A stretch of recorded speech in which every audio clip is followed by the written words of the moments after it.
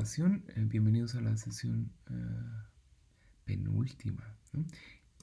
¿Se puede ver mi pantalla? Ahora sí, tengan muy buenas noches. Ahora voy a volver a hacer la presentación precisamente por los fines de la grabación. Bienvenidos a nuestra penúltima sesión.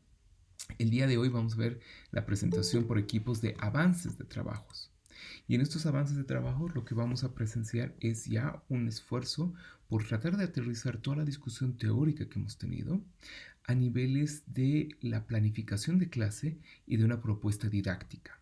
Esta es una tarea que la han iniciado lentamente la anterior sesión al finalizar. El día de hoy la han trabajado en uno de sus componentes fuertes y que la van a seguir desarrollando hasta la clase del día lunes, que es nuestra clase de cierre. En esa clase de cierre lo que vamos a hacer es una nueva presentación sintética de lo que ahora están trabajando, un resumen de nuestras discusiones y la escritura de un texto muy breve de resumen de uno de los puntos que se han discutido a lo largo de este módulo. Bien, de esa manera vamos a tener una memoria muy organizada de las discusiones de estas semanas, donde ustedes van a terminar primero con una claridad sobre qué significan neurociencias. Segundo, van a poder definir qué significa neuroeducación. En tercer lugar, van a poder definir aprendizaje desde esta concepción de las neurociencias. Y en cuarto lugar, van a ser capaces de plantear un problema de discusión, un problema fundamental en esta propuesta de las neurociencias. Y esa es, por ejemplo, la pregunta por quién es el sujeto del aprendizaje, si el cerebro, la mente o la persona. Como dimensión práctica y quinta, lo que van a tener es este esbozo de planificación de clase y de propuesta didáctica a partir de los 4 puntos anteriormente discutidos.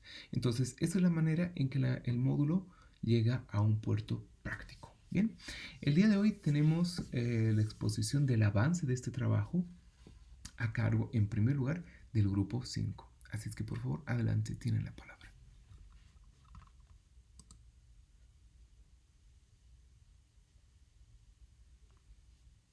Buenas noches, doctor. Buenas noches, compañeros. Somos el grupo número 5, de los cuales los integrantes son Roxana Villegas, Julio Hualpa, Verónica Ramírez, Víctor Vallejos, José Luis Martínez y mi persona, Marcos Zambrana. No sé si pueden ver, se puede apreciar mi pantalla. Yo todavía no puedo ver, lastimosamente. Tal vez puedo No se actualizar puede, o volver la a verdad. presentar. No se ve.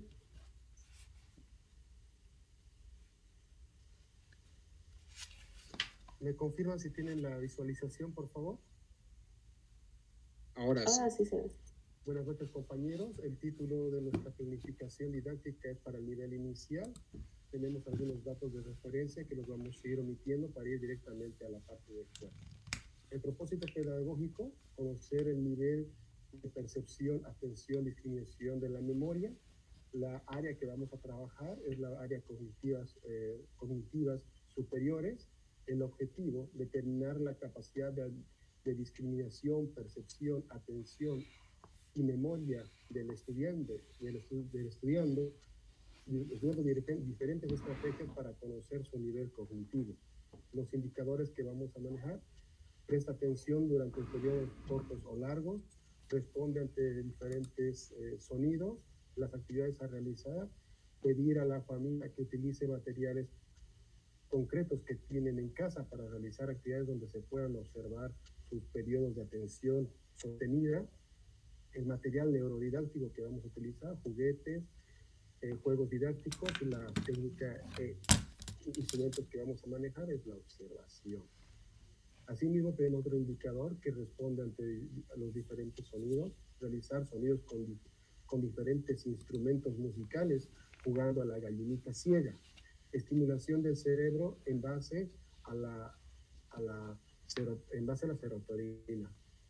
Material neurodidáctico, instrumentos musicales, una chalina para cubrir los ojos, técnica e instrumentos, observación participativa y la experimentación. Asimismo, tenemos lo que es la reacción ante diferentes texturas, pedir a la familia que utilice diferentes texturas para mensajear, masajear partes del cuerpo de sus hijos y observar el tipo de reacción que tengan.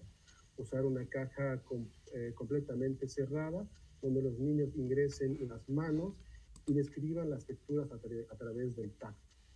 Los materiales a utilizar: algodón, esponja, lija suave y áspera, una caja de cartón 30 por 40 con una tapa para realizar una observación participante. Continuando, tenemos lo que comienza a identificar algunas figuras geométricas de acuerdo a sus atributos. Pedir a los padres de familia que elaboren materiales de asociación de figuras geométricas por tamaño, color y forma para que trabajen con sus hijos mediante la teoría del juego lúdico. Formar grupos de 4 personas y realizar el concurso por tiempo para ver quién termina el juego primero. Los materiales serían las figuras geométricas realizadas por los padres de familia, y tendríamos la técnica de la observación participante. Coordinar sus movimientos visomanuales, realizar trazos en plano gráfico, material de escritorio y la observación. Raspar el papel, collage y pintado libre, témperas, marcadores, papel crepé y carpicola. Eso es, estimados compañeros, querido doctor, estamos abiertos a sus observaciones y críticas constructivas para ir enriqueciendo este trabajo. Muy bien, muchísimas gracias. Un fuerte aplauso al equipo. Un trabajo muy interesante. Me gustaría saber si hay preguntas y comentarios por parte de los asistentes. Por favor, adelante.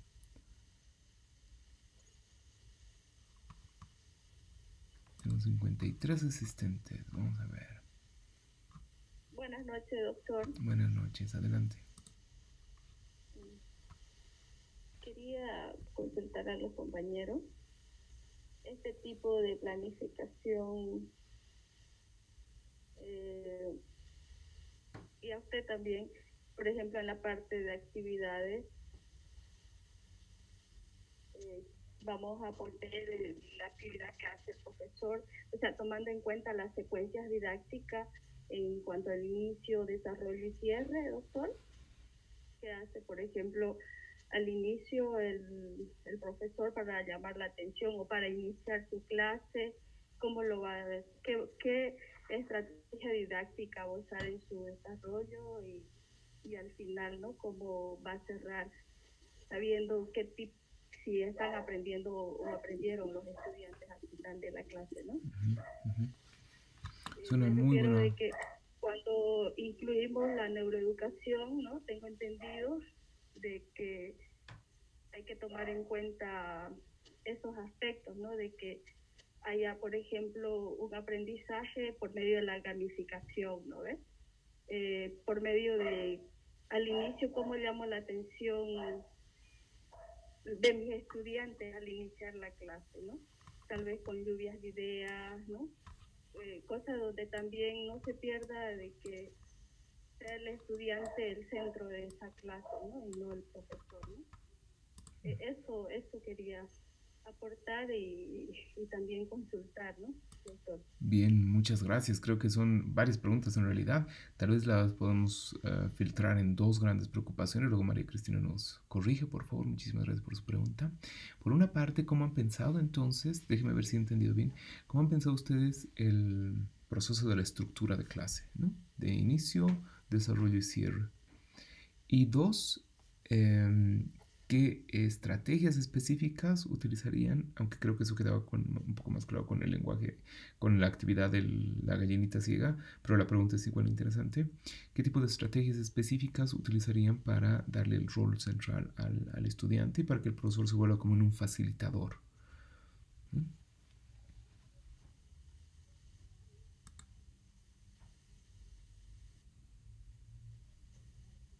Primero trata de responder el equipo y luego yo doy también una opinión. Claro, buenas noches, doctor. Bueno, primero pienso que las actividades son centrales los niños. El papel definitivamente del docente es el facilitador, el que presenta cada material que puede utilizar el niño. Y el de la experiencia no es el profesor, sino la experiencia parte del niño, ¿no? Entonces, con estas actividades. Y sobre todo es para para crear esa experiencia y estar, por eso siempre estamos manejando el tema de observación y participación, observación nuestra, participación del niño y experimentación también del niño. Ok, eso parece responder la segunda pregunta. ¿Y la primera pregunta, cómo han pensado la estructura? La primera pregunta todavía no lo hemos desarrollado. ¿Cómo vamos a hacer el inicio? Eso vendría a ser, estas actividades vendrían a ser como el desarrollo, ¿no? Y no, todavía no tenemos una actividad de cierre, ni de inicio ni de cierre, pero vamos a desarrollarlas para presentar el trabajo.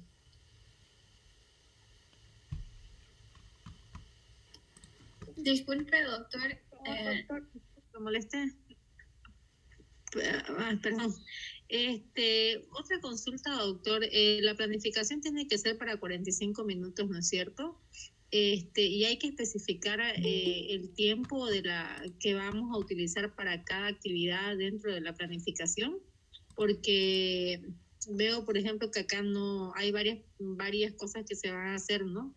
Y no creo que en 45 minutos se logre hacer todo eso en esta planificación que estamos observando. Paso la pregunta entonces directamente al equipo y luego yo doy mi comentario.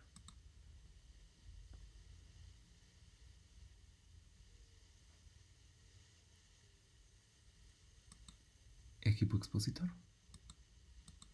La pregunta Disculpe, es... doctor, una pregunta para usted, porque ahí observando lo que hicieron dice material neurodidáctico. ¿Por qué sería neurodidáctico? Buena pregunta. Ahorita vamos a entrar en eso.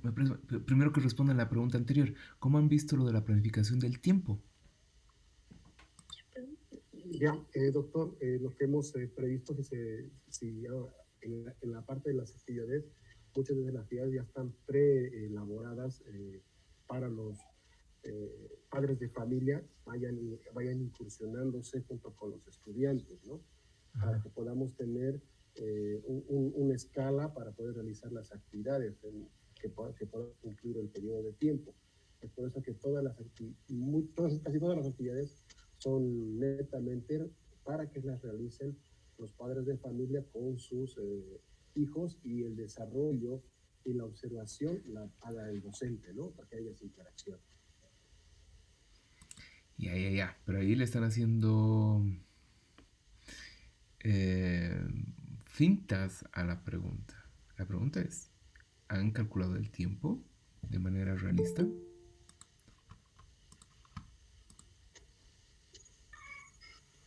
No, doctor.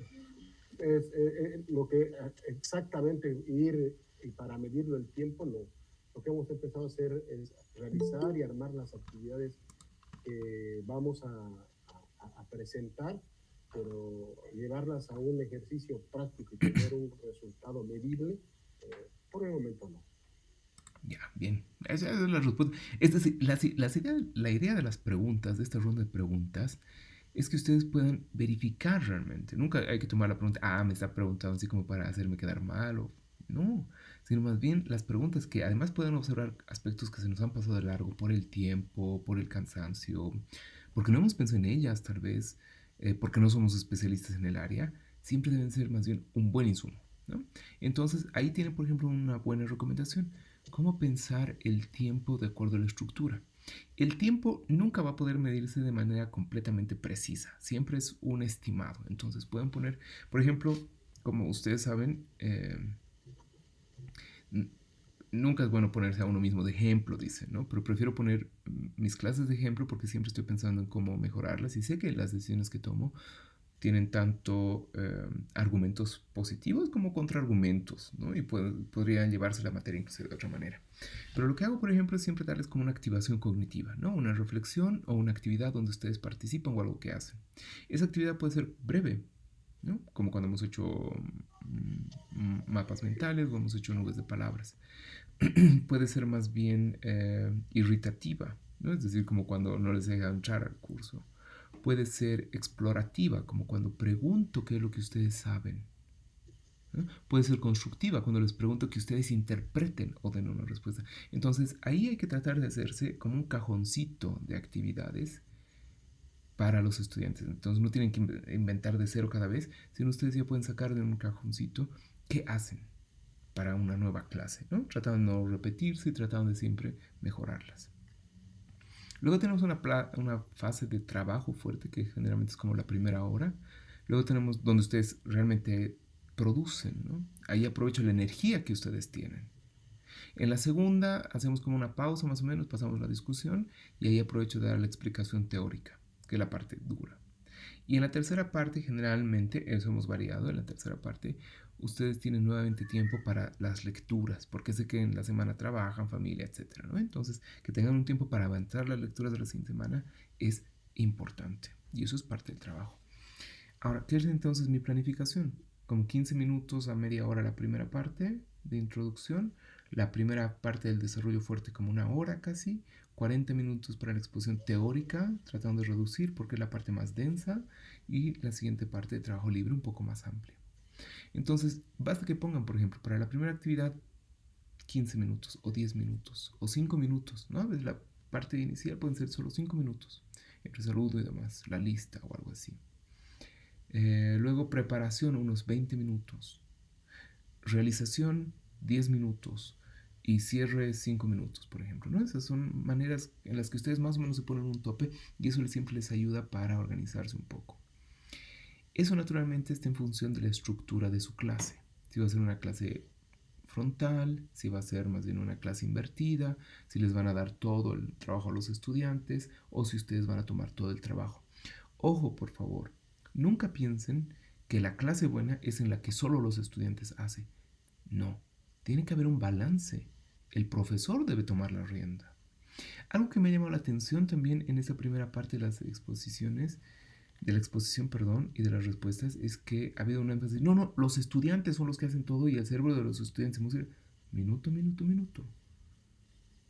¿El cerebro de los estudiantes o los estudiantes? ¿Y cómo ustedes van a evaluar si el cerebro se está emocionando o no? ¿Les van a poner diodos? ¿Les van a hacer prueba de laboratorio para ver si están emocionados? No, ustedes están presuponiendo que va a ocurrir algo así, que va a haber no sé, que se van a poner felices y va a haber cierta descarga hormonal. Puede ser que no. Entonces, ahí nuevamente cuidado con el lenguaje. Otro aspecto también que me parece importante, es decir, ya, el docente no tiene que hacer, los estudiantes tienen que tener la experiencia, pero ¿acaso el docente no está también comprometido en la clase? ¿No debería ser también una experiencia para el docente? ¿Dar una clase no debería ser también un momento de alegría? Donde diga, ahora puedo dar lo que he preparado. Entonces hay que tener cuidado a veces. Vean cómo el lenguaje así de marketing de las neurociencias, ¿no? De algún modo se nos pega y estamos como el cerebro y solo los estudiantes, pero el docente también está ahí metido. ¿Cuál es la experiencia del docente en una clase? Si el docente está estresado, ¿no será posible que transmita también a sus estudiantes perjudicando esa relación comunicativa? ¿No? Entonces, hay que tener un poquito de cuidado con eso. Otro aspecto que también me gustaría señalar, y entrando un poquito más en detalle, y para darle la palabra a su compañera que estaba haciendo la pregunta sobre los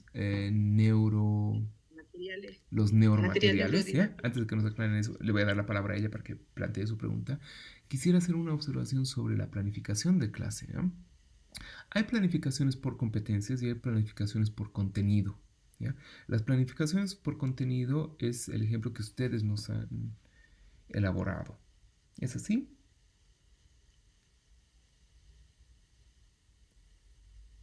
¿Su objetivo era hacer una planificación por contenido o es decir, por objetivos o por competencias?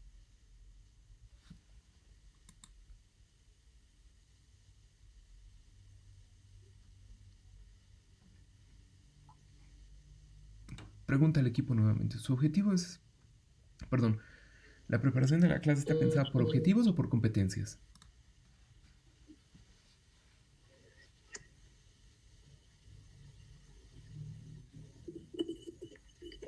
Doctor, competencias.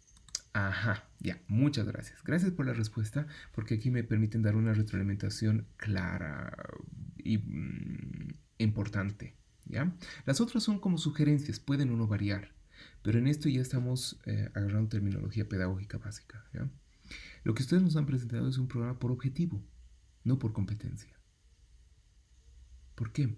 Lean lo que dice ahí, propósito pedagógico. ¿Cuál es el propósito? Es decir, ¿cuál es la finalidad de la clase? ¿Puede leer, por favor, de manera clara? Conocer el nivel de percepción, atención, discriminación y memoria. Muy bien. La pregunta Sí, importante es, ¿quién conoce? Sí. Pues, Ahí dice conocer. ¿Quién conoce?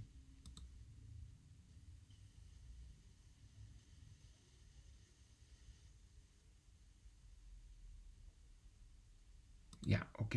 No, es decir, cuando se redactan estos objetivos hay que poner el verbo en infinitivo al principio. Ese no es el problema. El problema no es de redacción. El problema es de fondo. Es decir, la redacción es también un asunto de fondo. Pero la estructura lógica es la que aquí no es la apropiada. ¿Por qué? Respóndame la pregunta antes de hacer el cambio directo. ¿Quién conoce?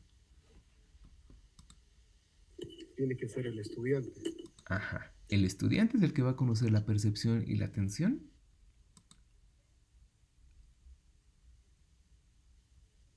¿No? ¿O es el docente el que va a terminar evaluando eso de sus El docente. estudiantes? Tiene que evaluar el docente. ¿Ven? Entonces uno de pronto dice ahí, ¿en quién realmente estamos pensando? 2. El verbo conocer. ¿Cómo se manifiesta el verbo conocer? Ahora, yo tengo ahí también un poquito de discusión, pero cuando hablamos en términos de competencias, ahí hay que ser muy claros. ¿Cómo podrían representar la acción conocer? Que pueda identificar, por ejemplo. Ajá. ¿Y cómo usted puede saber que su estudiante es capaz de identificar o que no es capaz de identificar? Porque llega a responder algún tipo de cuestionante, ¿no? Ajá. Entonces, usted supongamos que esa cuestionante es, recoja una manzana con un palito. ¿Ya? Supongamos que sabemos que ha conocido porque recoge la manzana con el palito. Por volver al ejemplo del chimpancé. ¿Ya? ¿Recuerdan? Su ejemplo favorito del módulo. El ejemplo del chimpancé. ¿Ya? Esa es entonces la finalidad de la clase. Evaluar, ¿no? La finalidad de la clase es recoger la manzana con el palito. Esa es la competencia. Esa es la competencia, es la finalidad, ese es el objetivo que se va a lograr.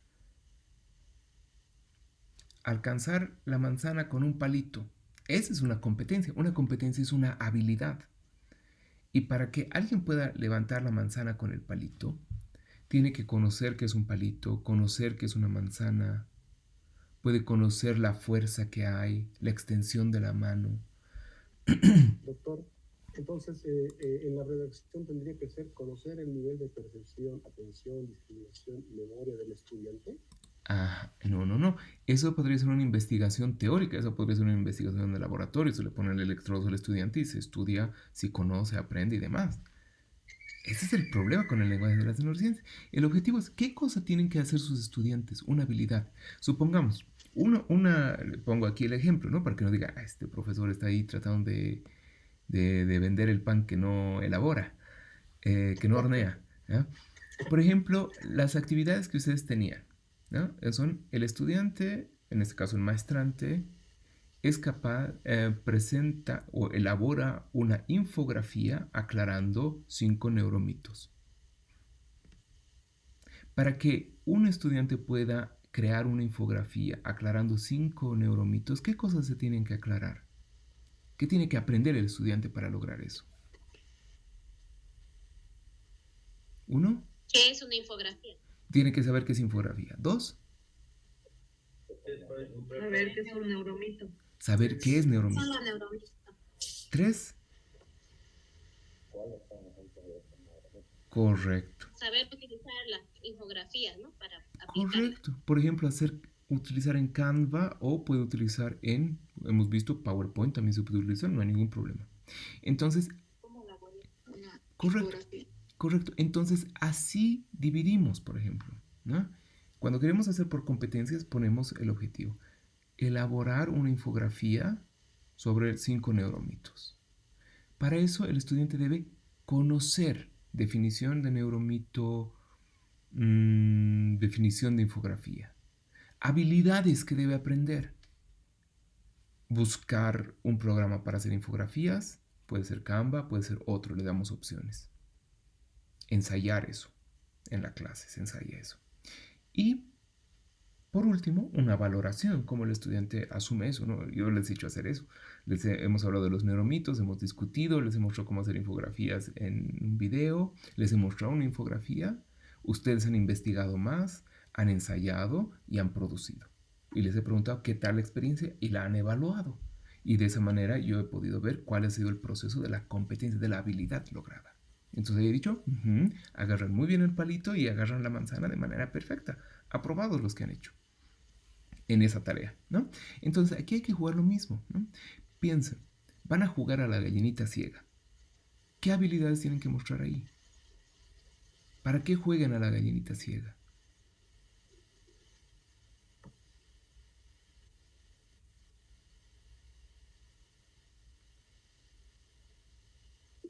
Bueno, en nuestro caso es para que el estudiante pueda responder ante las características del instrumento y pueda decir qué instrumento es el que se tiene dentro de la caja, ¿no? Tener esa experiencia, porque lo que queríamos es que haya la sorpresa, ¿no? El estudiante de que desconozca qué objeto hay en la caja y mediante el sonido él pueda saber qué tipo de instrumento hay en la caja. Reconocer 3 instrumentos musicales mediante el juego de la gallinita ciega en un tiempo de 45 minutos con apoyo de sus padres. Punto. Esa es la competencia. Reconocer instrumentos musicales o reconoce instrumentos musicales. ¿Cómo? Mediante el juego de la gallinita con ayuda de sus padres. Punto. Esa es la competencia. Es lo que va a ser capaz de hacer el estudiante. Va a reconocer instrumentos. ¿Para eso qué hay que hacer? Para eso vamos a jugar a la gallinita, para eso va a tener experiencia previa de instrumentos y demás. ¿Me dejo entender? Perfecto, doctor. Sí. Entonces, Estamos siempre tomando piensen, apuntes de todo. buenísimo, siempre piensen cuál es la habilidad que van a presentar sus estudiantes. Recuerdan, ese es nuestro ejemplo favorito, ¿no? El ejemplo de ustedes, el ejemplo favorito, el del chimpancé, ¿no? Y ahí nos vamos, ¿aprende o no aprende? ¿No? Está haciendo una habilidad. Por favor, la pregunta sobre los neuroinstrumentos, esa es una pregunta que hay que plantearla. Plantéela, por favor.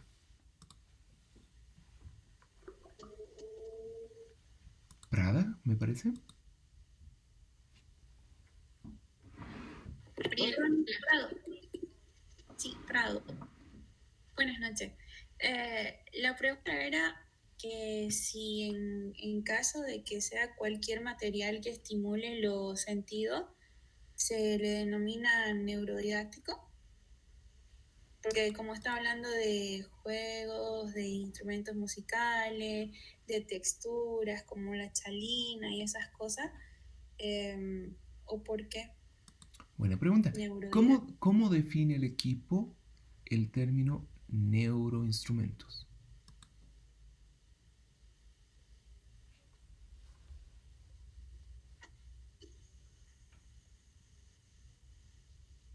Equipo.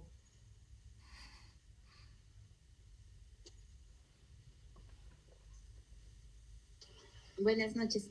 Bueno, primero estábamos pensando poner material didáctico, pero después estamos pensando de que en esta parte queremos concentrarnos en cómo vamos a llamar la atención, cómo vamos a levantar la curiosidad del niño, y por eso incluso lo hemos puesto de otro color solamente para poner la atención en esto, de utilizar esos instrumentos para, como la teoría decía que, bueno, el texto que teníamos que leer el día de hoy, el docente tiene que conocer cómo está trabajando el cerebro y qué químicos está lanzando en el momento de las actividades.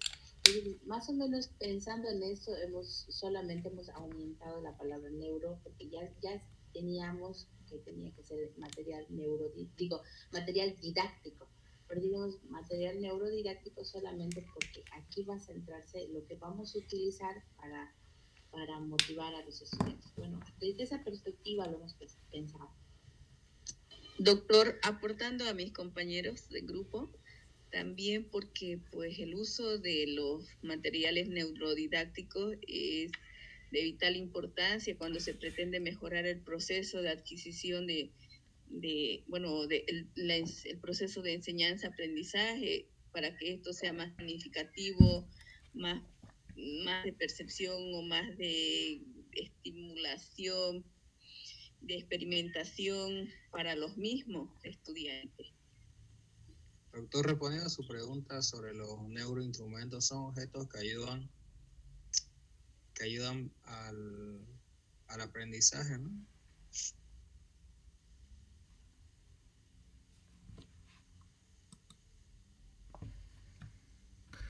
Cuando yo... muchas gracias por su respuesta, pero me pongo a pensar en lo siguiente. Cuando tomo mi bolígrafo favorito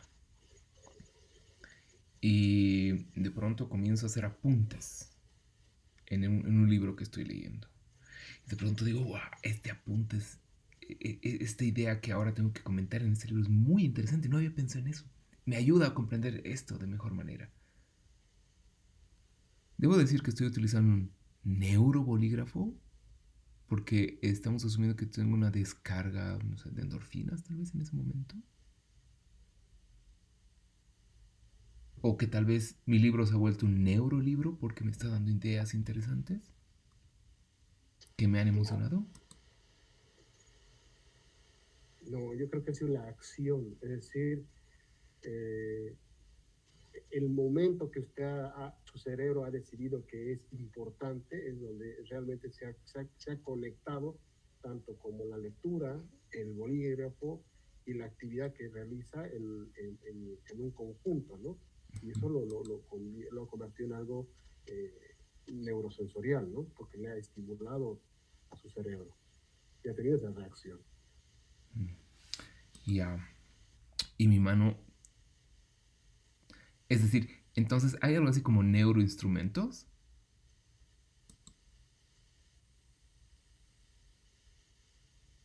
No hay. En los objetos no creo que haya. Bien. Neuroinstrumento, entonces... neurobalde, no. La parte neuronal tiene que estar en el cerebro, ¿no? Ya, ahí hay que tener... la acción y el estímulo externo que haya tenido. En buen paseño se dice, pues, estar paqueando. En buen cruceño, ¿cómo se diría? Se le está charlando, ¿no? Hay que tener ahí cuidado con el neurocharle, ¿ya? Lo está coteando. Neurocharle. Ya, cuidado con el neurocharle. ¿Ya? Es neurocopia. ¿Ya? Vean, ahora se ríen, ¿no? Ese era el neurochiste que he preparado para el día de hoy. Qué bueno, exactamente, qué bueno el neurochiste, me iba a decir, doctor. He preparado todo el día el neurochiste. Estoy pensando, ¿cómo? De seguro van a venir con algo de neuro y le van a poner neuro así. O sea, todo es neuro. Ya, bien. Han agarrado el chiste, ¿no? Entonces, he estado preparando justo mi neurochiste porque sabía que algo así iba a ocurrir. Ha ocurrido también en módulos anteriores. En los módulos anteriores tienen que hacer otro tipo de trabajo final, ¿ya? Ustedes están haciendo ese trabajo final por primera vez. Siempre me gusta variar un poco los productos de la clase, ¿ya? Pero es interesante ver que aunque cambian los productos finales, la tendencia a veces es la misma. Entonces, hemos hablado de neuro, hay que poner el neuro. Entonces, que el equipo... ¿Eso sería una falacia meteorológica o qué dice usted? Un neuromito, dice usted. Eso es neurocharlada nomás, ¿ya? Pero... Falacia meteorológica. Más o menos. Las falacias siempre son errores lógicos, ¿no? Las falacias son razonamientos que parecen válidos, pero no lo son, ¿no? Y es muy bueno que lo mencionen. Eso voy a agregar en el siguiente módulo, falacias. Los neuromitos son, de hecho, falacias, es decir, son razonamientos que parecen correctos. El equipo ha planteado eso No porque realmente nos la haya querido charlar, ¿no ve? Ese era solamente el chiste para que todos prestemos atención y digamos, ¿de qué está hablando aquí? ¿Ya? Eh, lo que tenemos en esta situación es más bien el trabajo de razonamiento que parecía correcto, pero no lo es. Porque han dicho, claro, cuando los chicos estén haciendo esta actividad, van a hacer tal proceso fisiológico. Entonces, como aquí este objeto es el que nos ayuda a hacer esa vivencia, podemos denominar a ese objeto neuroobjeto o neuroestimulador. El razonamiento es interesante, pero no es válido, ¿ya? Entonces, es ahí donde yo tengo que decir, cuidado. Y mejor que se equivoquen en este módulo. Aquí en el módulo tienen que equivocarse, no ya en el siguiente módulo o en las otras exposiciones. Hay que ser muy cuidadoso con este tipo de uso de la palabra, por ejemplo, neuro. ¿Bien? Y por eso es importante el trabajo en equipo. Otro aspecto importante es que ustedes mismos han reflexionado y han dicho, ya, si tengo esa experiencia con otros objetos, tal vez no haya necesidad de especificarlos con con esa preposición. ¿Está bien? ¿Corregido entonces también eso, equipo 5? Sí. Muy bien. Esa es la idea, ¿no? Esa es la idea de que aprendamos y a veces podemos aprender pues riéndonos entre nosotros, ¿no? No hay que tomarlo mal. No es que digamos, ustedes han cometido. Es un error que muchos científicos, muchos educadores cometen. Y si ellos lo cometen, naturalmente, eventualmente podríamos cometerlo nosotros. Entonces, vean, hemos hecho aquí algunas aclaraciones importantes. En primer lugar, cuando vamos a hacer un trabajo por objetivos, podemos mantener conocer, saber, experimentar, ¿no? Esos verbos sirven porque tienen que ver con procesos internos. Y el currículum por objetivos pensaba eso. Pero cuando se habla por currículum por competencias, estamos con la influencia, por ejemplo, del conductismo por detrás. Y lo que busca el conductismo es lo siguiente. Las experiencias internas no se pueden estudiar, por lo tanto no se pueden evaluar. Lo único que se puede evaluar es lo que se ve, y lo que se ve es la conducta. Entonces, ¿cuál es la conducta o habilidad que nos va a permitir evaluar el logro de un aprendizaje o, por el contrario, un aprendizaje no logrado? ¿Está bien? Entonces siempre enfóquense en una habilidad, en una capacidad. Y para eso recuerden este módulo. Ese docente nos hacía trabajar todo el rato. Que infografía aquí, que tabla allá, que documento compartido en la otra clase, que ahora un dibujito. Porque esa es la idea. Hacer productos que permitan sintetizar procesos de trabajo. ¿Está bien? Bien. Ahí hasta los cachorros se han animado. Muy bien, entonces nuevamente un fuerte aplauso al equipo 5. El equipo 5 va a tener la posibilidad de volver a presentar la mejora de su trabajo con los tiempos que van a utilizar, la estructura de la clase, la reelaboración de la competencia el día lunes. ¿Está bien? Esa es la idea, que ustedes tengan la oportunidad en esta clase de recibir retroalimentación. Siguiente equipo. Un fuerte aplauso nuevamente. Eso. Siguiente equipo, por favor.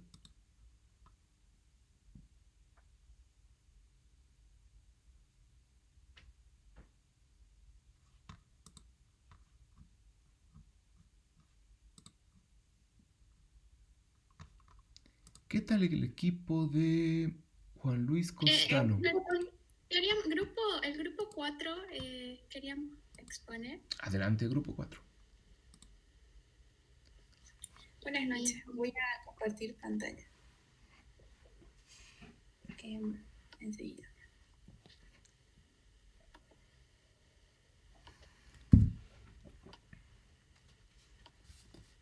Ya, ¿pueden ver? Disculpe. Sí, Gaby. Sí, gracias. Ya. Bueno, ahí como pueden ver, dice planificación de, perdón, se me fue una S, de clase era, de inglés. Escogimos una clase de inglés, ya que en diferentes carreras es algo necesario, no es solamente por sino que es una necesidad. Entonces, para una clase de inglés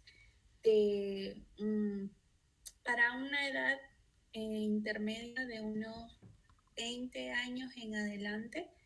Entonces, como el inglés se divide en diferentes niveles, A1, A2, B1, B2, C1 y C2, entonces esta clase está planificada para el nivel A2, que es un inglés básico. Entonces ahí el objetivo de la clase es utilizar la terminación ing con los verbos que están ahí, que es el like, el love, el enjoy, y los resultados esperados es que los estudiantes usen esa terminación con los verbos que están ahí. Como la primera parte, ahí está la activación cognitiva, que es más como le decimos en inglés el warm-up, que literalmente sería traducido como calentamiento para una actividad para que el estudiante se ambiente o entre en contexto de acuerdo a lo que se va a avanzar. Entonces ahí tenemos una actividad en donde vamos a usar imágenes para mostrar diferentes actividades de verbo para que ahí los estudiantes puedan escoger cuáles son sus actividades favoritas, ya que vamos a hablar de los verbos que se usan para expresar qué es lo que nos gusta, nos encanta o qué es lo que no nos gusta de manera contraria. Entonces, como activación cognitiva o como calentamiento, vamos a mostrar imágenes de esas actividades. Claro, como es una clase de inglés, vamos a mostrar imágenes de esas actividades en inglés para que ellos puedan darle como ponerlos en escala, para que ellos puedan decir cuál es su favorita, primero, la segunda, la tercera, la cuarta y cuál es la que menos les gusta hacer. Entonces, de ahí, a partir de eso, podamos usar los verbos de me encanta, me gusta, disfruto o odio hacer.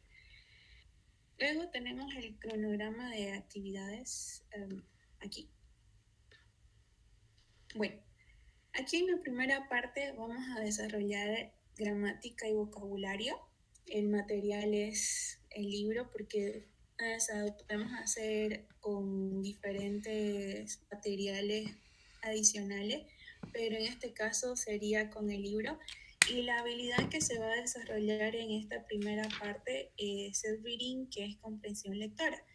Entonces, para desarrollar esa parte de la comprensión lectora, vamos a usar el vocabulario previo que ya habíamos visto de las actividades en el calentamiento o en la activación cognitiva para leer un texto sobre una pareja que está en el material asignado en el libro y para ahí conocer una nueva estructura gramatical que sería el uso del ing. Luego tenemos en la siguiente actividad, igual está en el libro, sería ya hacer oraciones en tercera persona usando los verbos. Y la habilidad ya no sería solamente la comprensión lectora, sino sería la expresión escrita. Como se trata de escribir oraciones, entonces se desarrolla otra habilidad. Y ahí está el número de la página, la unidad del material. Y la actividad de refuerzo ya sería para desarrollar la habilidad de listening, que es una comprensión oral. Entonces, ahí en esa actividad de refuerzo sería corregir oraciones de un audio. Y como posactividad, que sería la producción para que el estudiante aplique todo lo que se ha avanzado en la clase, sería la producción de un video para que ellos pongan en práctica la habilidad de speaking y de listening, que sería la expresión y comprensión oral. Entonces, como ustedes podrán ver, de acuerdo a las actividades que están en la planificación, tanto las que se van a desarrollar en la clase como la post-actividad, se desarrollan las 4 habilidades que se realizan para aprender cualquier idioma, no solamente el inglés. Es el reading, el writing, el listening, el speaking, entonces esas son los 4 skills o las 4 habilidades, que eso es lo importante, una de las cosas más importantes, poner en práctica las 4 habilidades en una clase, que trabajen de manera complementaria, que no sea una clase solamente para leer y escribir o solamente para hablar y escuchar, sino que las 4 habilidades se complementen y se ponga en práctica todo en esa clase. Esto que hemos hecho por ahora con nuestro grupo. Muchas gracias. Muy bien, un fuerte aplauso al equipo. ¿Ah? ¿Qué les ha parecido esa exposición? Comentarios, por favor, preguntas.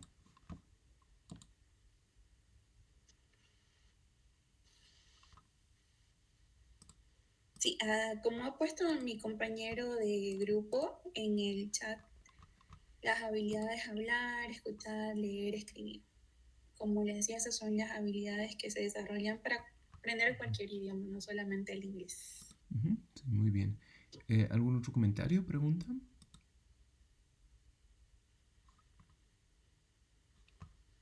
Bien, aunque han notado muy bien, por ejemplo, aquí eso es lo interesante de los idiomas. En los idiomas el trabajo es más evidente, ¿no? Es decir, la habilidad que se debe lograr es más evidente. Hablar, escuchar, leer y escribir. Ahora, pero los estudiantes no deben ser solamente capaces de hablar, escuchar, leer y escribir. Es decir, sí deben hacer eso, pero de manera específica con algún texto o algún tema, ¿no? Entonces, para especificar ahí la competencia, tal vez ayuda mucho decir dialogar o realizar un diálogo, ¿no? Anotar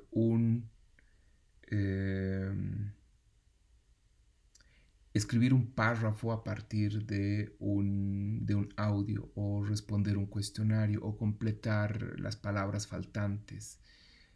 Para leer puede ser, por ejemplo, subrayar tal palabra, hacer un resumen, escribir un diálogo, perdón, en la parte de escribir, ¿no? Escribir un diálogo, etcétera. Para leer puede ser igual leer en voz alta, etcétera. Entonces, siempre hay que buscar precisar lo más que se pueda ese conjunto de actividades. ¿Ya? Ser más específico. Correcto. ¿No? Específicamente, ¿qué va a hablar? ¿No? Porque, claro, ahí puede hablar de cualquier cosa. Están pidiendo libros de inglés. Muy bien. Por ejemplo, pueden...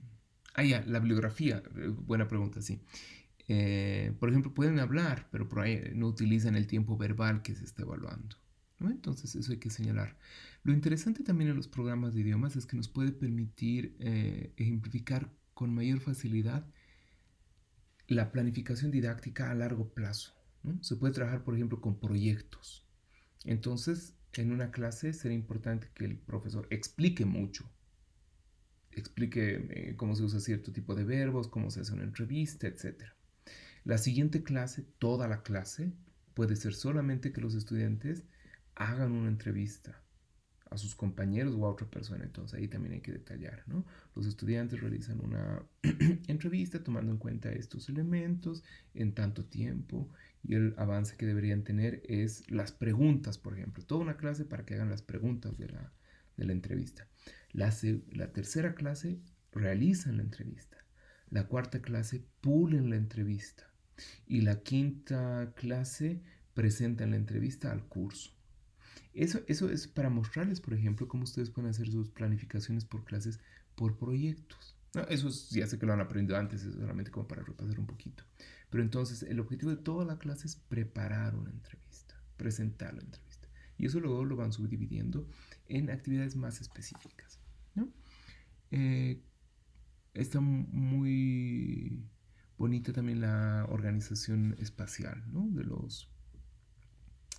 de los elementos que componen la planificación. El tiempo aproximado también está considerado. Eso también me parece un aspecto positivo acá, ¿no? Tiempo asignado 12 minutos, tiempo asignado 7 minutos.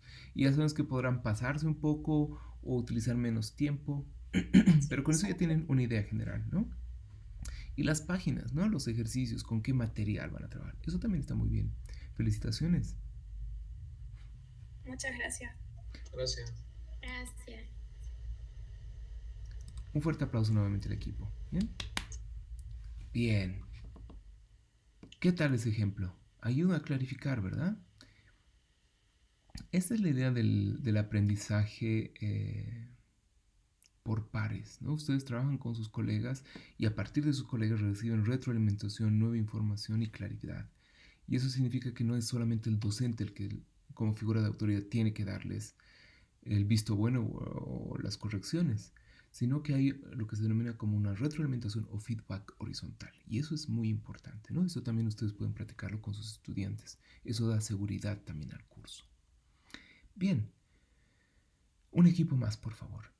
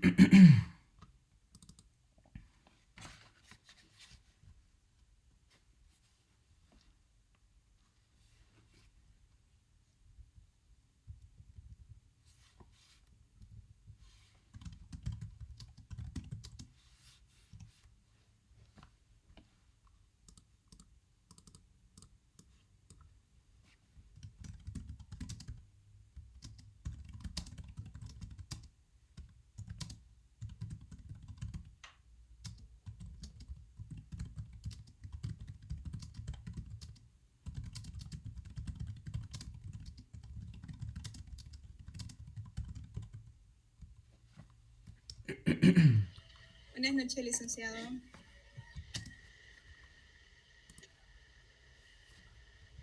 Ok.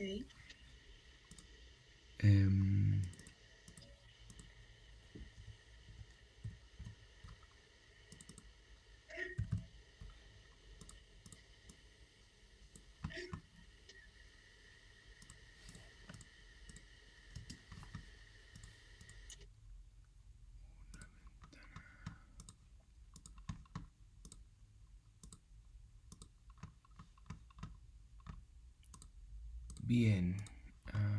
Déjenme volver, por favor. Ahora sí. Bien. Entonces, retomemos donde nos habíamos quedado la anterior vez en torno a las explicaciones. Bien.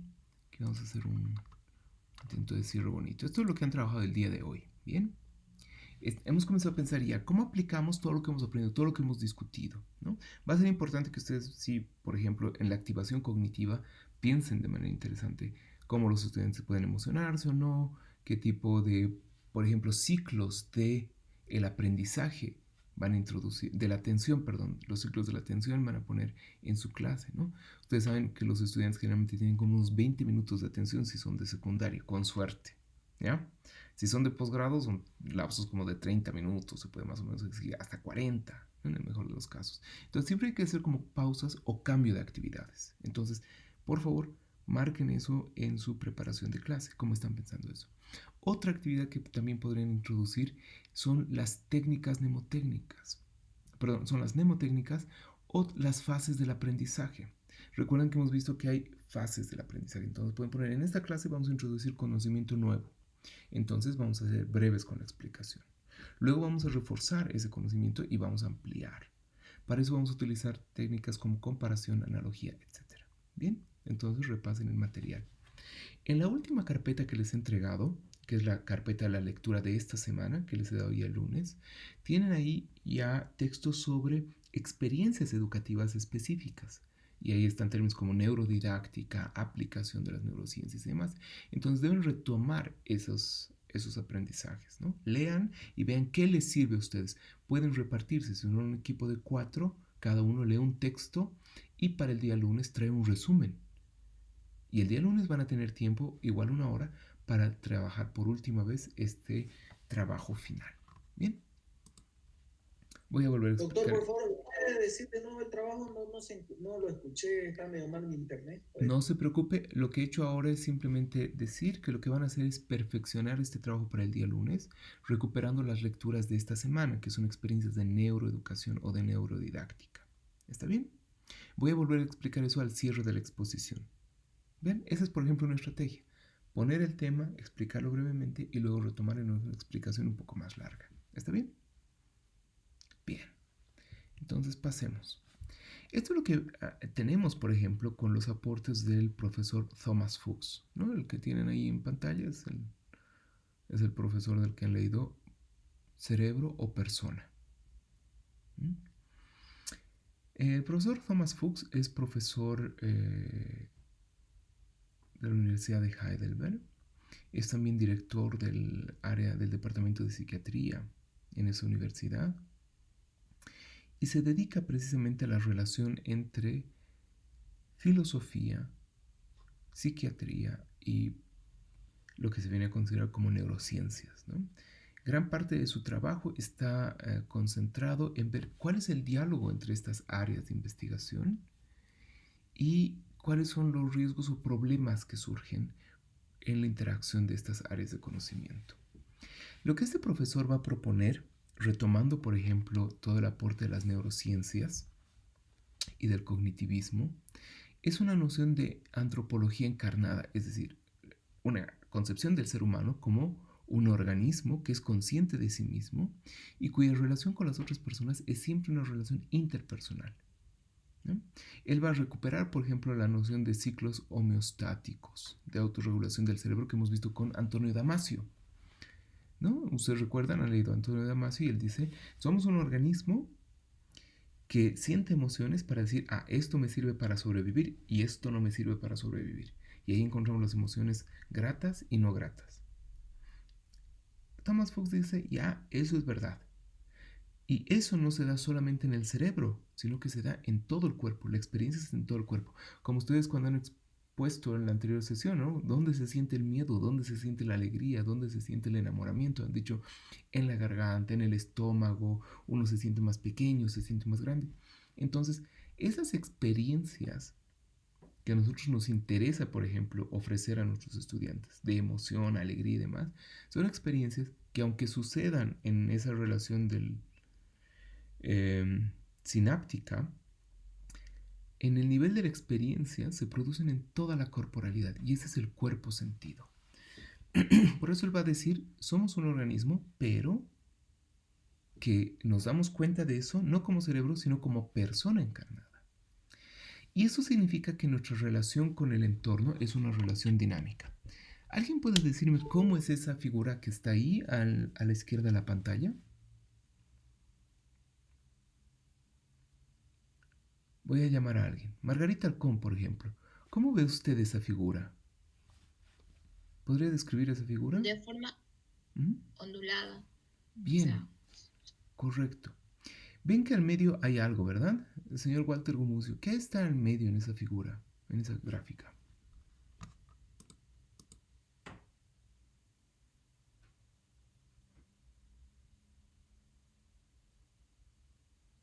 Marcia Pérez. Ahí es como un cilindro que gira de derecha a izquierda. Correcto. Y al centro hay una flecha que indica una dirección hacia arriba. Correcto. Y esa flecha es la flecha del tiempo. Entonces, a la medida en que pasa el tiempo, nosotros tenemos una relación entre O y E, O y E, O y E. ¿No? ¿Qué significará O y qué significará E? ¿Alguna idea?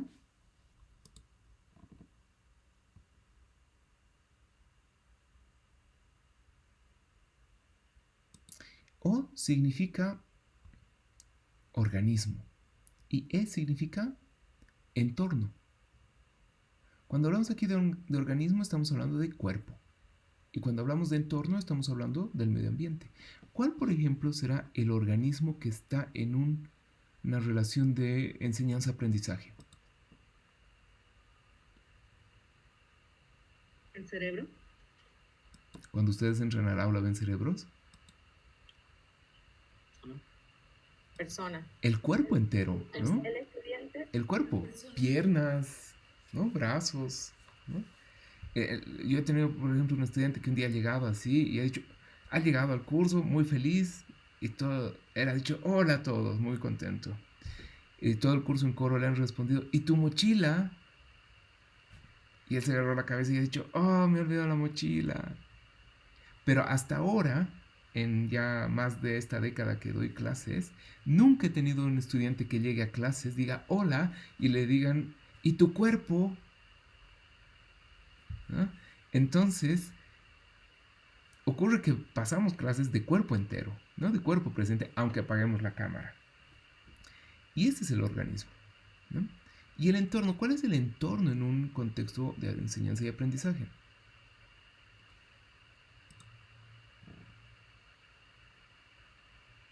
¿El aula, doctor? Correcto. Entonces, siempre hay que buscar que tengamos una aula iluminada, aireada, que los estudiantes estén lo más cómodo que puedan, porque no son solo cerebros, ¿no? Entonces, el cuerpo, uno tiene que sentarse bien, correctamente, debe mirar, ¿no? Las posturas, los gestos son importantes. Si fuéramos un cerebro únicamente, podríamos estar echados, volteados casi sobre la mesa, ¿no? Es decir, el cerebro sigue ahí trabajando de algún modo. Pero ocurre que no, sino que hay un gesto y toda una estructura corporal que está en juego. Y sobre eso va a hacer, por ejemplo, énfasis el profesor Thomas Fuchs. Por eso vemos en ese esquema la importancia entre organismo y entorno. Organismo y entorno. Por eso él va a decir que somos la manifestación de un sistema cerebro, cuerpo y ambiente. Cerebro, organismo y entorno. Y esto es importante, ¿no? Porque el cuerpo nos da un lugar, nos dice dónde estamos. Gracias al cuerpo siempre vemos perspectivas, ¿no? Nunca podemos ver todo. Por ejemplo, ustedes ahora están viendo la pantalla, pero no pueden ver la parte trasera de su computador o de su celular. Y eso es importante tomar en cuenta. Porque si se pone algo en medio y no les deja ver, el proceso de enseñanza-aprendizaje se pierde. Entonces debe ser óptima, por ejemplo, la relación de punto de vista, de las perspectivas de los estudiantes. Siempre hay que estar conscientes de si los estudiantes ven bien en la clase, ¿ya? Si tienen algún estudiante que no tiene buena visión, por ejemplo, pero no quiere ponerse lentes, por coqueto o por coqueta, ustedes tienen que notar eso. Y eso es algo que tiene que ver con el organismo, pero tiene que ver también con la valoración social. Entonces, ahí hay que tener mucho cuidado, ¿no? Las apreciaciones o el feedback o la retroalimentación que dan esos estudiantes también se da a partir de gestos, ¿no? Entonces, el cuerpo es eso que nos permite hacer actividades, ¿no? Es nuestro centro de actividad. Es nuestro punto cero de orientación, es desde donde vemos el aula. Por eso, como docentes, es importante que nos situemos en lugares específicos del aula. Eso lo van a ver seguramente en manejo de aula. El cuerpo es la base de la resonancia emocional, ¿no? Si ustedes le hacen gesto a sus estudiantes, si les sacan la lengua, imagínense lo que podría pasar. ¿Ah? Es decir, podrías ya tomarlo a chiste, pero podría marcar mucho la relación con los otros. Y eso tiene que ver con las valoraciones sociales. Y eso significa también tomar en cuenta el valor de la persona. Además, hay que tomar en cuenta que el cuerpo, todos podemos tener igual el mismo cerebro, pero si por ejemplo tenemos un estudiante que viene en silla de ruedas, o que tiene para cierto tipo de dificultad, o le falta un brazo, o no puede oír bien, ese no es un problema del cerebro, es un problema de la persona entera.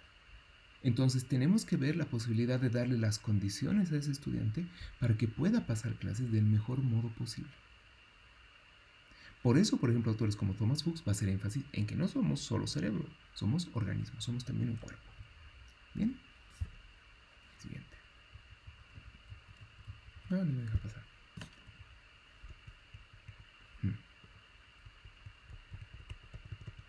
Perdón. Se ha trabado mi diapositiva. Déjenme poner así. Siguiente. Ahora sí. Esto nos permite aclarar mejor, ¿no? Entonces tenemos una función circular entre el organismo y el entorno, ¿no? Percibir, por lo tanto, significa una relación en activa. Aquí utilizan el término en acción. ¿Qué significa eso? Que aprendemos cuando hacemos algo. Si ustedes ponen, por ejemplo, en actividad o en acción en internet, les va a salir toda una línea de investigación muy amplia que no se ha tomado muy en cuenta en nuestro país, ¿no? Este es el único posgrado que toma en cuenta la perspectiva en activa, por ejemplo, que es una crítica fuerte a las neurociencias. Mientras los otros quieren ser neurocientíficos, más bien gran parte de la discusión es este proceso de las acciones del cuerpo, de las habilidades. Y la noción de en acción va más acorde a un enfoque por competencias. Y las competencias son interesantes no porque sean la última moda o porque sean lo más nuevo. De hecho, son un paradigma un poquito antiguo. Son importantes porque permite concentrarse en la habilidad que va a hacer el estudiante. ¿Qué actividad va a hacer el estudiante? ¿Qué debe aprender? ¿No? Por ejemplo, podemos leer recetas de cómo hacer comida, ¿no? Podemos leer muchas de esas recetas. Pero ya cuando tenemos que cocinar, la primera vez nos sale igualito el arroz que como dice en la receta. No, ¿verdad? Hay dificultades. Hay que aprender a calcular cuánta sal le vamos a poner, si le vamos a poner otras especias, nuestra cocina, cómo funciona y demás. Y eso significa acciones, es decir, la interacción del cuerpo con el entorno. Ahí, por ejemplo, la actividad que nos ha presentado el primer equipo, ¿no? De la gallinita ciega, me parece una actividad sumamente interesante. Si este curso fuera no virtual, sino presencial, estoy seguro que retomaría para mi siguiente módulo ese juego de la gallinita, porque permitiría precisamente entender que aunque el cerebro sigue funcionando, si no tiene esa relación dinámica con el entorno, muchas funciones se quedan a medias, ¿no? Entonces hay que buscar esa relación en activa, ¿no? De la acción que permite conocer. Y hay muchas cosas que conocemos precisamente haciendo. El lenguaje, por ejemplo, ahí, ¿no? La vocalización, la entonación. Los lingüistas tienen que pasar fonética y tienen que hacer muchos ejercicios para eso. Pero cuando nosotros aprendemos una lengua extranjera, aprendemos escuchando y practicando, ¿no? Y eso es lo que nos ayuda. Ese es un ejemplo de en actuar. En este sentido, Thomas Fuchs va a decir que sí, el cerebro es importante, pero el cerebro es un órgano de relación como otros órganos. Entonces, no hay que ser cerebrocentristas, ¿no? Hay que ver siempre cuál es la relación de la persona con su entorno, como cuando uno juega pelota y tiene que estar ida y vuelta, ¿no? Para ver que la pelota no le diga la cara o algo así. Por lo tanto, la persona es esta unión entre cuerpo-sentido, este cuerpo que se siente, y los procesos fisiológicos, ¿ya? Es decir, si somos ese cerebro que dice, bueno, boten hormonas acá, boten hormonas allá, pero inclusive cuando afirmamos el cerebro dice, estamos personificando al cerebro, le estamos dando una personalidad, como cuando hablamos de fábulas y decimos el ratón ayudó al león, ¿no? Le estamos dando como una identidad, como si el cerebro hiciera cosas, como si fuera un gemelo dentro de nosotros, como si fuera una personita dentro de nosotros. Y en realidad no es así, sino que es toda nuestra historia, todo nuestro organismo el que está en juego. Solo que cuando se habla del cerebro se habla como en tercera persona, ¿no? Entonces hay que tener cuidado con esa reducción del lenguaje. Vamos a ver si funciona. Ojalá que funcione. Eso. ¿Qué es lo que tenemos ahí? ¿Qué ven? Un bebé bailando. Correcto. ¿Y por qué está bailando el bebé? Está imitando. Por imitación. Correcto. ¿No? Y escuchamos por ahí un bebé también hablar. Vean, esa es la idea de aprender. Nuestra manera de aprender es imitación de los cuerpos. El bebé no está viendo si hay cerebro o no hay cerebro, no tiene ni idea de cerebro, pero está aprendiendo muchísimo. Nosotros podemos describir eso en tercera persona, ¿no? Y decir, lo que pasa es que ahora el bebé está activando sus neuronas espejo, está tratando de ver, tiene un reconocimiento del organismo y demás. Pero eso es una explicación en tercera persona. Eso está bien para el estudio de laboratorio. Pero cuando estamos en aula, nosotros estamos metidos en esa situación. Nosotros estamos emocionados, estamos tristes y eso puede perjudicar nuestras actividades o pueden a veces potenciarlas. Entonces, por eso es importante como educadores no solamente tener la visión de la tercera persona, la perspectiva en tercera persona, como de las neurociencias, sino también tener atención a lo que pasa en primera persona. ¿Qué están sintiendo mis estudiantes cuando me expreso de esta manera o de esta otra? ¿Qué les pasa? ¿Qué reacciones veo en sus rostros cuando les muestro el video del bebé bailando con ayúdenme, ¿reconocen? Con Beyoncé, perfecto, ¿no? Esa manera de interactuar, por ejemplo, esta es una manera de generar una conciencia colectiva. A eso autores contemporáneos le llaman intencionalidad colectiva. Y eso es cuando varias personas deciden hacer una misma actividad, cuando nos ponemos de acuerdo en hacer algo. Ese algo que estamos haciendo es una actividad que está casi vaciada, fuera de nosotros. Piensen en los chicos cuando están distraídos o viendo a la corteja, que ustedes dicen al crush, ¿no? Al crush, ¿no? Está fuera de sí ese estudiante. No está en su cerebro, está fuera de sí, está viviendo, está embelesado en la otra persona. Como cuando miran el celular, ¿no? Están ahí botados hacia afuera. Entonces hay que jugar con estos procesos. Miren el bebé, ¿no? El bebé se mueve, pero su atención está allá, más allá, mientras su cuerpo se hace. Entonces hay que saber jugar con esta espacialidad vivida. A eso, en un lenguaje pedagógico interesante, le llaman atmósferas. Hay que saber crear una buena atmósfera en un aula. ¿Por qué? Porque todo eso que aprendemos se queda precisamente como una memoria corporal. Y esa memoria corporal se queda en nosotros como una narrativa interna, como una narrativa corporal. De ahí que para nosotros sean tan importantes esas historias. Cuando yo era estudiante, tuve una vez un profesor, esa es mi peor historia, esa fue mi peor experiencia. O cuando expuse, no me acuerdo qué he dicho, pero estaba muy nervioso. Esa es parte de la memoria corporal. ¿Recuerdan la historia de Stanislavski, los dos náufragos, verdad? Vamos a tener estudiantes que van a recordar más el contenido y otros que van a recordar más la experiencia emotiva.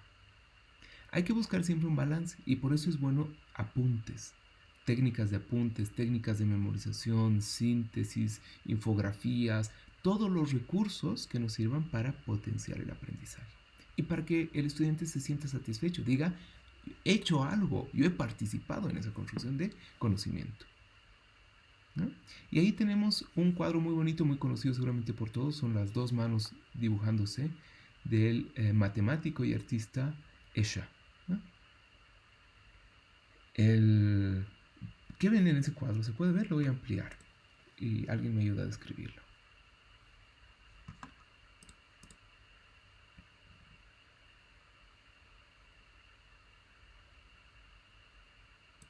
María Elena, ¿qué vemos ahí?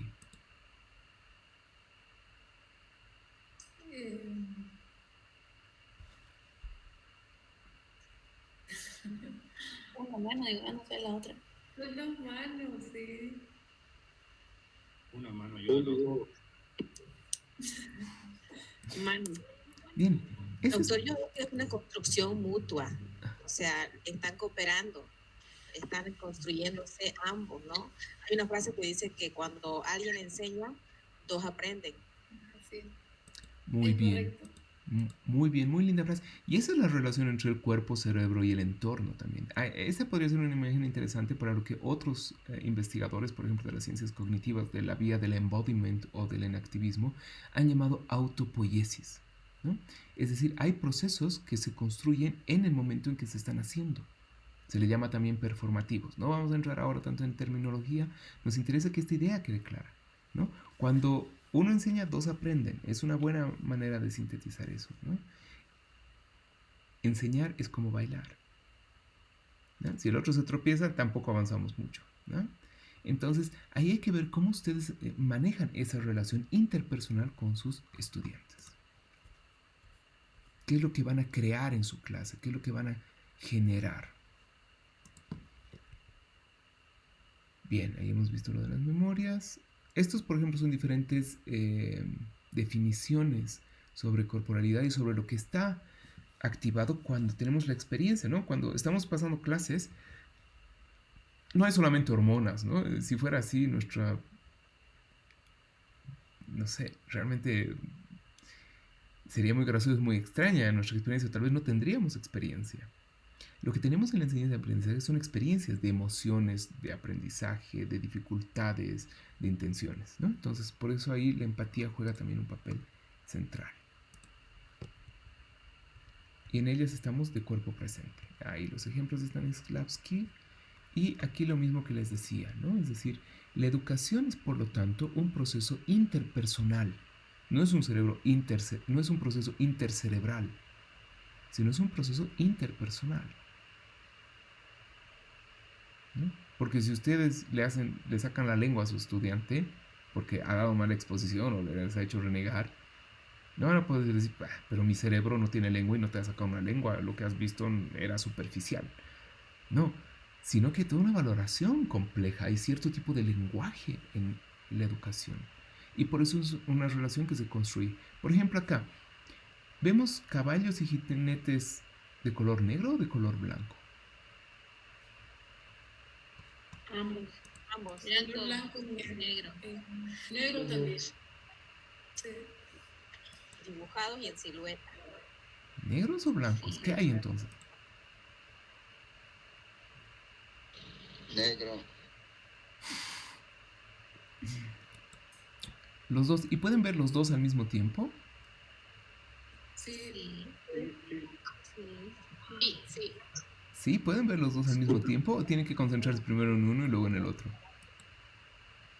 No, hay que concentrarse en uno y luego en otro y se ven lógicamente simultáneamente es cuando, pero no se pueden ver los dos al mismo tiempo.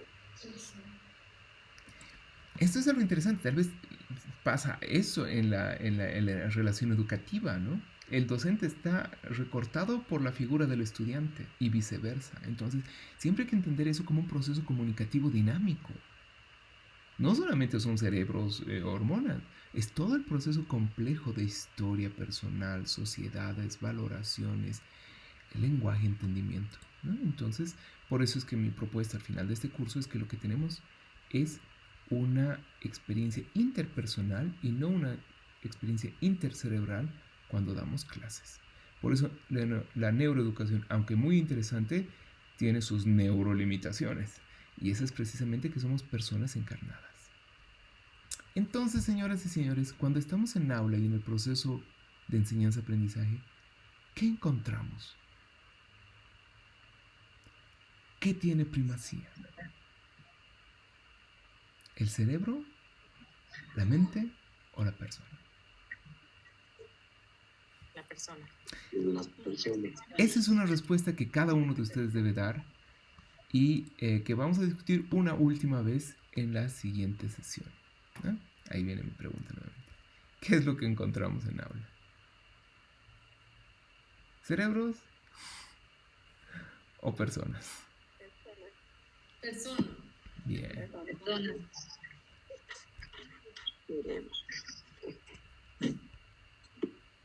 Un profe enseña una materia solo para darle palo, ¿no? Eso, qué bonito. Bien. Ahora, tenemos esta discusión bonita que ustedes han realizado. Para la siguiente sesión, ya nuestra última sesión, con esa nos vamos a despedir. Porque ya llega el 1 de agosto y vamos cerrando y lo demás es ya preparación, trabajo final y entrega de notas. Estamos en lo correcto, ¿no? Cerramos el lunes 1 de agosto. ¿Todos conscientes de ello? Muy bien, perfecto.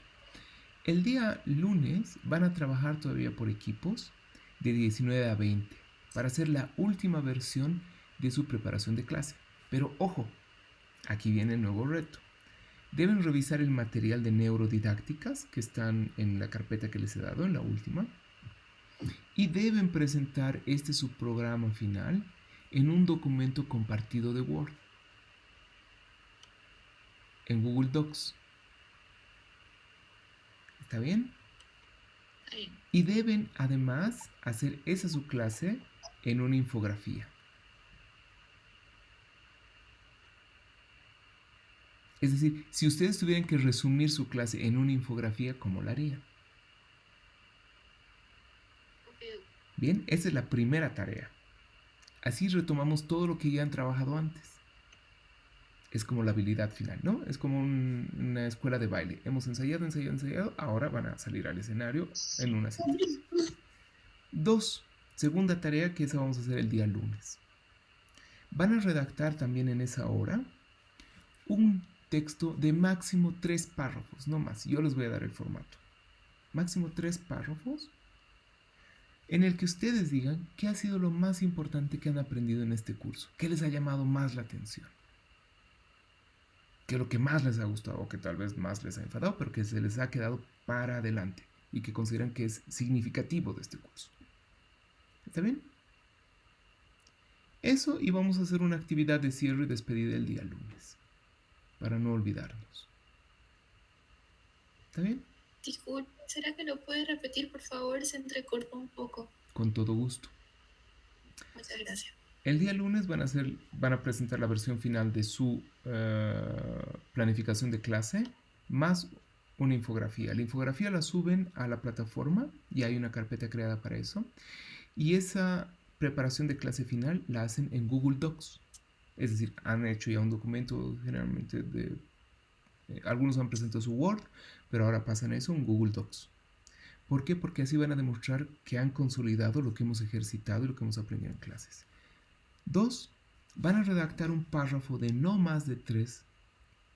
Perdón, van a redactar un texto de no más de 3 párrafos, en el que ustedes expliquen qué ha sido lo más interesante o valioso que han aprendido en este curso. O si no han aprendido nada valioso, también pueden justificar, no he aprendido nada en este curso, porque no he venido, o no lo he escuchado al docente, o no sé, o estaba mal la clase. También tienen todo el derecho de decirlo.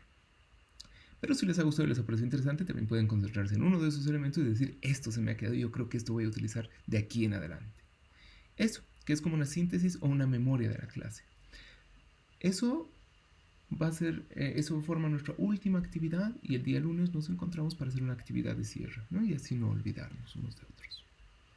Muchas gracias. Disculpe, una última duda. Con respecto a la infografía, cada integrante va a subir, como es por grupo este trabajo, por equipo, ¿todos los integrantes vamos a subir la misma infografía?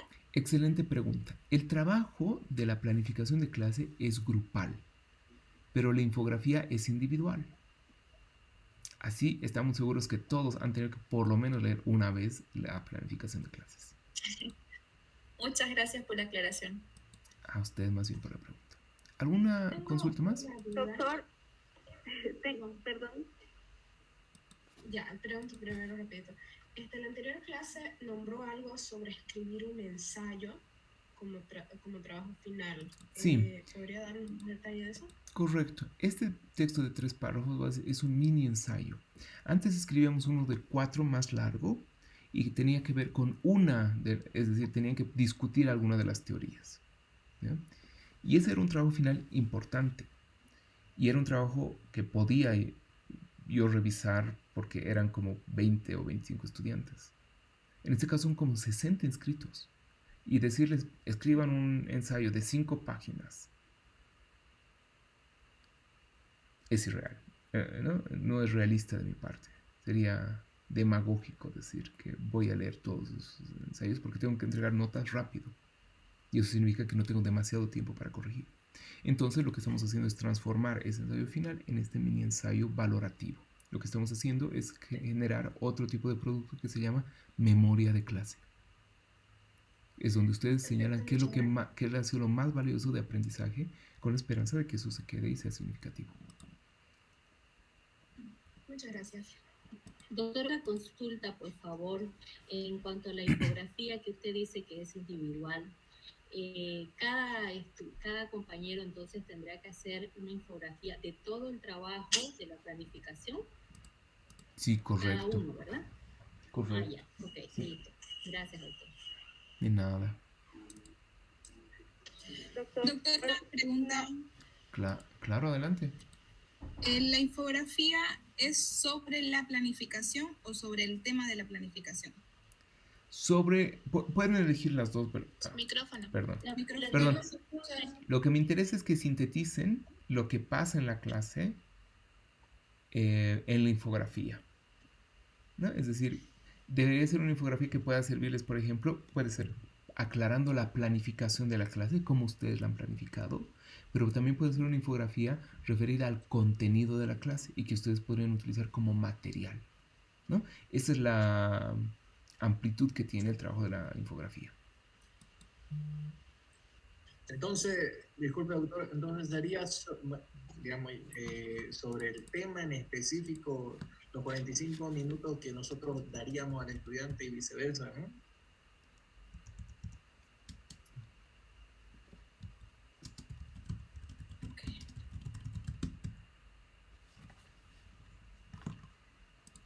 Correcto, mi estimado. ¿Alguien más? Doctor, tengo una consulta sobre el párrafo. ¿Hay Adelante. algún número mínimo o máximo para cada párrafo? Disculpe. Sí, yo les voy a dar un formato ese día, porque lo van a hacer también en documentos compartidos.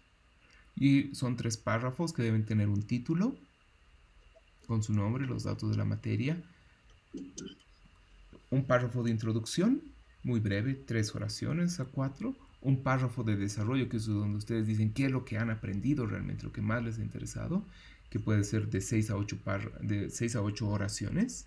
Y un párrafo de cierre o de evaluación final, que tenga igual unos 4 a 6 oraciones. Esas son las características de así un mini ensayo. Muchas gracias, doctor. De nada, un gusto. Doctor, ¿hasta cuándo vamos a poder subir las infografías de la planificación? Hasta el día lunes. ¿Sí? Doctor, entonces sea, que los prácticamente 3 tenemos puntos que tener serían, perdón, los 3 puntos serían para el lunes directamente. No entendí, perdón, me perdí. Disculpe. Doctor, entonces, ¿Hasta cuándo, cómo es la cosa? ¿Hasta cuándo se entrega eso? lunes. Doctor, entonces sería la planificación para lunes, la infografía también para lunes y vamos a hacer adicional a eso los párrafos que usted nos va a dar en clase, ¿correcto? Lo único que se va a hacer en clase son los párrafos. La infografía va a ser hasta el lunes, no el lunes, no va a ser el lunes. Igual queda grabada la clase, lo pueden revisar con tranquilidad. Muchas gracias. Claro, porque ya tenemos el trabajo, entonces lo que tendríamos que hacer es la infografía, pues no, para tratar de adelantar. Eso me imagino. Correcto. ¿Y el doctor? ¿Qué pasó? No escucha. Está escribiendo. Nos está neuroignorando. No, me está evaluando. Ignorando. Ahora sí, sus preguntas me permiten más bien tratar de ser más claro, ¿no? Y aquí está, es decir, los equipos van a trabajar todavía, van a tener un tiempo para revisar, porque puede que haya ocurrido algo, ¿no? Lo ideal es que en estas semanas, en estos días, ustedes lean todo el material que hay sobre neurodidáctica, todo el material que se ha dado de lectura. Eso tienen que leer, se reparten, cada miembro del equipo lee el material, lo resume. Fin de semana se dan unas 2 horas y media para reunirse online y dicen, yo he leído esto, yo tengo esta información, yo tengo esta información. Muy bien, ¿cómo mejoramos nuestra planificación de clase? La mejoramos así, así y así. Muy bien. ¿Listo? Gracias, 2 horas y media de trabajo. Nos vemos el lunes.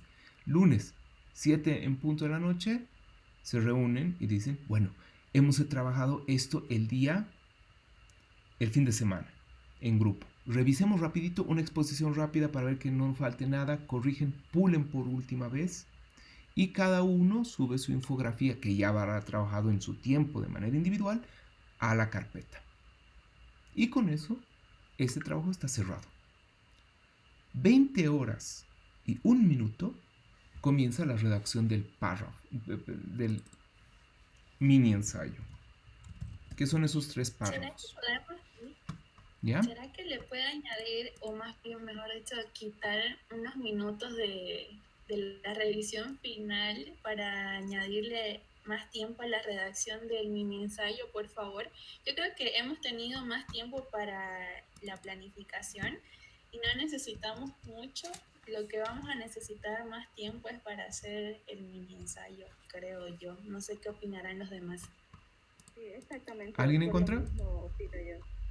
Ya, pero doctor, supuestamente hay varios grupos que no han expuesto. No sé dónde va a hacer, si se va a calificar eso o no.